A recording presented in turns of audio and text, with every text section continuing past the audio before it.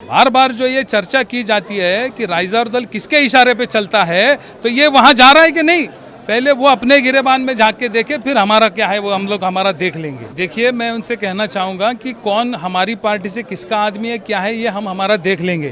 पहले आप इसका जवाब दो कि दरंग जिले में कल जिला पंचायत का चुनाव हुआ, उसमें 4 कांग्रेस पार्टी के मेंबर थे और एक राइजौर दल का मेंबर था, जो पिछले 2 दिन से हमारे लोगों के संपर्क में था कल सवेरे तक कि हम आपके साथ रहेंगे, हम आपको वोट करेंगे। हमने भी जो गौरव गोगोई जी ने जो नारा दिया है जूझ होबे, उसके तहत फाइट दी, कैंडिडेट खड़ा किया।